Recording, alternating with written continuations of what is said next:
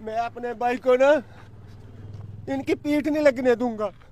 मैंने आपसे बार बार बोला, मैं भीख मांग के भी इनका घर बनवाऊंगा, चाहे कुछ भी हो जाए। ये 5 मरले का प्लॉट मैंने सोचा था, चलो बहुत कुछ सोचता आदमी, मैं आज अपने भाई को अपनी बेटी के हाथों से दिलवा रहा हूँ और रिटर्न में भी दूंगा, और मैं रिटर्न में भी दूंगा। ये 3 मरले का प्लॉट तोड़ा ना, मैं 5 दूंगा, 5 तोड़ा मैं 10 दूंगा। लेकिन ऐसा मत करो, जुल्म मत करो। छोटे से बच्चे को देख लो, बेचारा बैठा है, और लानत है तुम्हारे ऊपर, ऐसी सरकार हो, लानत है। हम इस देश में रह के भी बेघर हो गए। मैं सबसे ज्यादा खुशकिस्मत हूँ कि मेरे ऐसे माँ बाप हैं जिन्होंने मुझे जन्म दिया। और पर्सनली आप खुद देख सकते हो कि टेंशन नहीं लेनी, मुझे कोई टेंशन नहीं है।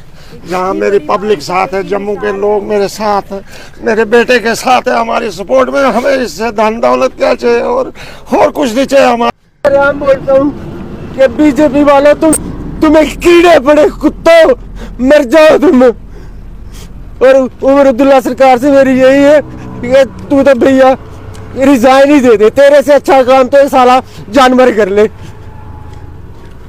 आज इस देश में हिंदू मुस्लिम जो किया जा रहा है ना, ये तरीका ठीक नहीं है। ये भाईचारा कभी खत्म नहीं होगा, कभी खत्म नहीं होगा।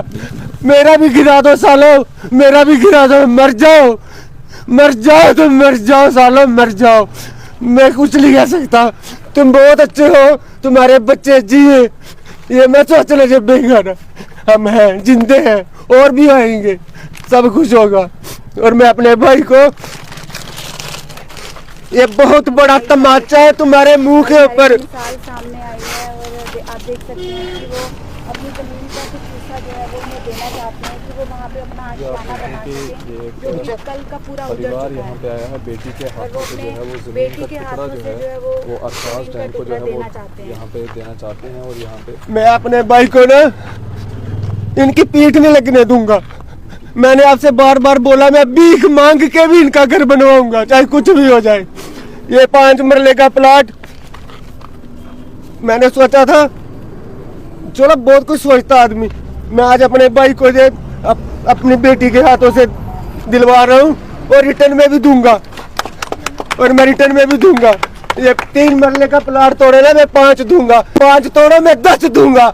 लेकिन ऐसा मत करो, जुल्म मत करो। छोटे से बच्चे को देख लो, बेचारा बैठा है, और लानत है तुम्हारे ऊपर, ऐसी सरकार हो, लानत है। हम इस देश में रह के भी बेघर हो गए। बस मैं कुछ नहीं कहना चाहता। तो अपने बच्चा जो बोलना बोल। हाँ जी, तो सबसे पहले मैं कहना चाहती हूँ कि मुझे बहुत ज़्यादा दुख हो रहा है कि ये जो सिचुएशन होती है ना, ये किसी के साथ भी हो सकती है। और मैं तो यही कहना चाहूँगी पर्सनली कि मैं भैया की छोटी बहन हूँ। ना सिर्फ मैं, हमारे पूरे फैमिली मेंबर्स और जितने भी कम्युनिटी के लोग हैं, उन सभी अरफाज भैया के साथ हैं, क्योंकि ये बहुत अच्छे पर्सन है पर्सनली। और मैं तो यही कहना चाहूँगी कि मैं जम्मू कश्मीर में इतनी एकता तो है। जम्मू में कल से हजारों लोगों ने हमें सपोर्ट किया और मदद करने की कोशिश। हमारे लिए इतना काफ़ी है, जैसे आप जैसे हस्तियाँ आती हैं हमारे पास, मेरे बेटे की सपोर्ट कर रहे हैं, बहुत धन मिल रहा है हमें, मुझे बहुत खुशी मिल रही है। और यही मैं अपने बेटे को सीख देता हूँ, लोगों के काम आओ।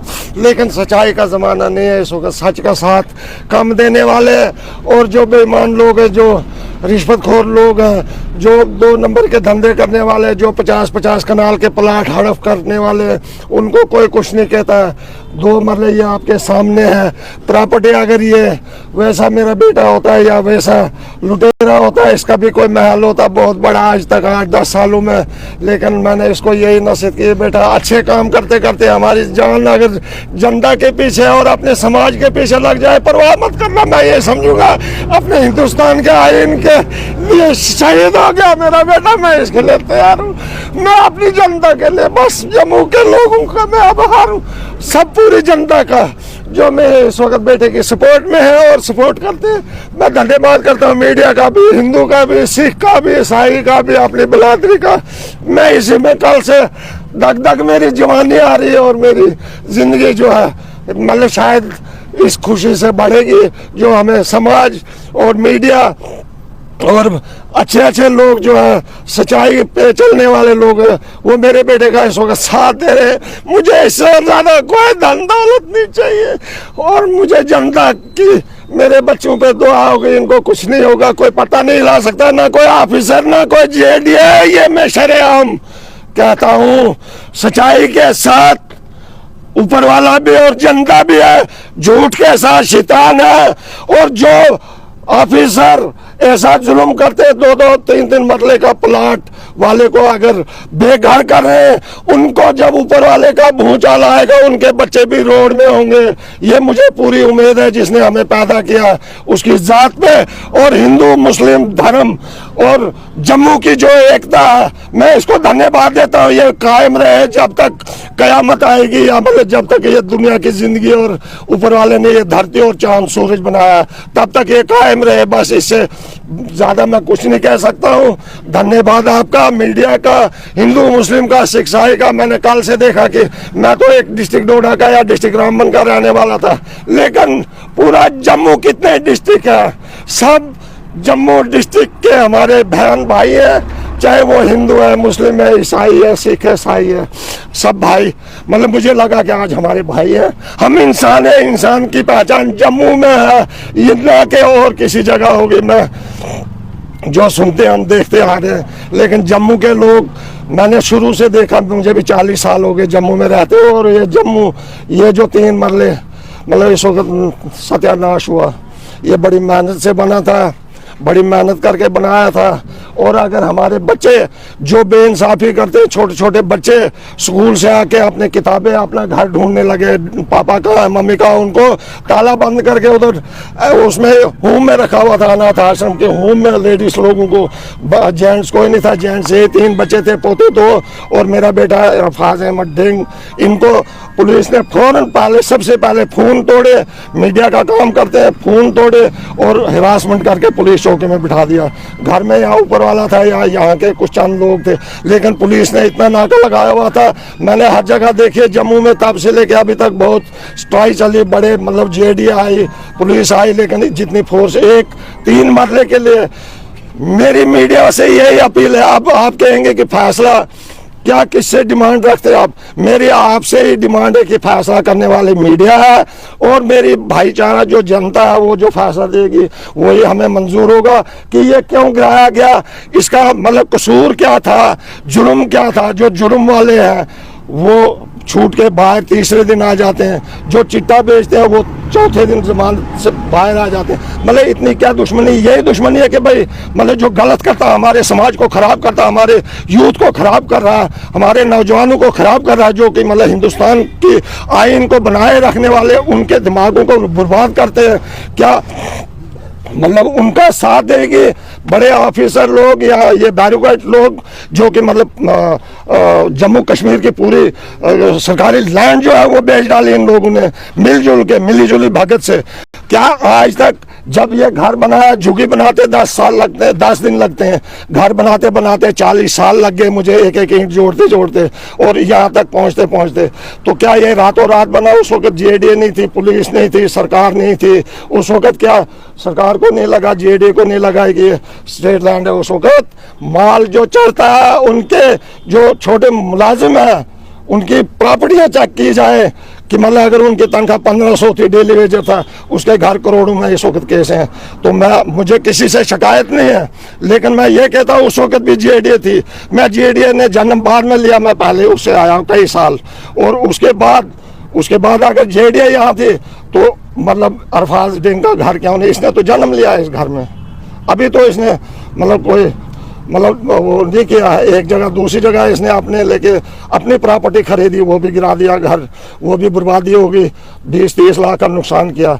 इतना क्या है मतलब जुल्म क्यों होता है गरीबों पे? मेरी यही दरख्वास्त है और पूरे जम्मू कश्मीर के लोगों से दरख्वास्त है कि जब तक ना आप लोग एकता करेंगे। आज मेरे इरफाज का नंबर आया, कल दूसरे इरफाज मैम आपका भी नंबर आएगा, अगर जैसे मीडिया वालों को दबाने की अगर आप सच्ची बात सामने ला तो आपको मतलब मैं बोल रहा हूँ ना, इन भाई साहब ने बोला ना जो मतलब इन पे कोई केस लगा देंगे, नहीं जी हिंदू होते हुए या फलाना मुस्लिम होते हुए इसने जी ऐसे किया, उधर साथ दिया, उधर फोन पकड़ा, उधर ये किया, अंदर ठोक देंगे, कोई पूछता ही नहीं है।